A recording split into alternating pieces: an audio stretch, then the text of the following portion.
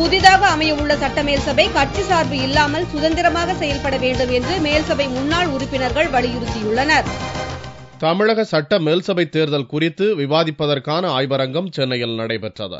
உலக தமிழர் பேரவை சார்பில் நடைபெற்ற இந்த ஆய்வரங்கத்தில் சட்ட மேல்சபை முன்னாள் தலைவர் சாமிநாதன், மேல்சபை முன்னாள் உறுப்பினர்கள் HV ஹண்டே, திண்டிவனம் ராமமூர்த்தி, மேல்சபை முன்னாள் அரசு கொறடா ஜனார்தனம் ஆகியோர் கலந்து கொண்டனர். கருத்தரங்கில் பேசிய மேல்சபை முன்னாள் தலைவர் சாமிநாதன், சட்டசபையில் நடைபெறும் அரசியல் விவாதங்கள் போல அல்லாமல் கட்சி சார்பு இல்லாமல் அறிவுபூர்வமாக மேல்சபை நடக்க வேண்டும் என்று கேட்டுக்கொண்டார். எல்லாம் உங்களுக்கு பேரவையும் மேலவையும் இருக்கிறதா? பேரவை நடக்கிறது, மேலவை நடக்கிறது, அதுதான் நடக்கிறது. நடக்க வேண்டாம் என்று நாம் நினைக்கிறோம். பேரவை மாதிரி மேலவை நடக்கக்கூடாது என்று நாம் கருதுகிறோம். ஆனால் நடந்து கொண்டு வருவது அப்படிதான் நடக்குது.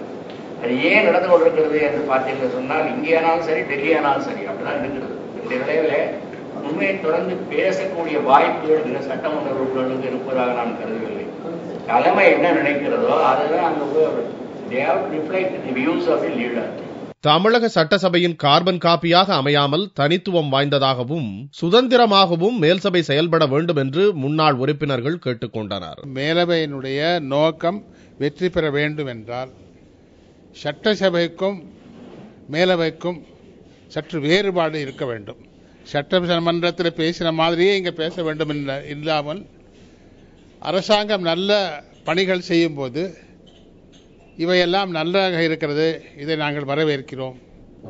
தவறுகள் நடைபெறுகின்ற நேரத்தில் இந்த தவறுகளை நீக்குவதற்கு நீங்கள் முயற்சி எடுத்துக்கொள்ள வேண்டும் என்று கன்ஸ்ட்ரக்டிவ் சஜஷன்ஸ் கொடுப்பதற்காக மேலவை பயன்பட்டால் நன்றாக இருக்கும்.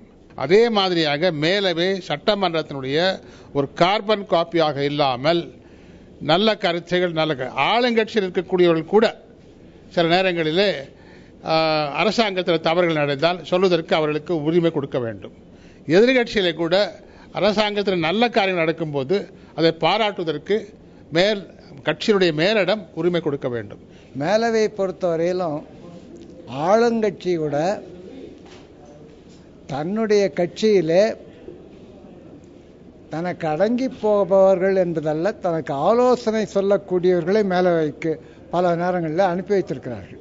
அது ஏதோ ஒரு பொலிட்டிக்கல் அசைலம், அகதிகள் முகாம் போல இல்லாதவங்களுக்கு இடம் கொடுக்கறதுன்ற அந்த அடிப்படையில் அமைந்துடுமோ என்ற பயம் இருக்கு. நீண்ட இடைவெளிக்கு பிறகு தமிழகத்தில் அமைய இருக்கும் மேல்சபை பொதுமக்கள் மத்தியிலும் அதிக எதிர்பார்ப்பை ஏற்படுத்தியுள்ளது.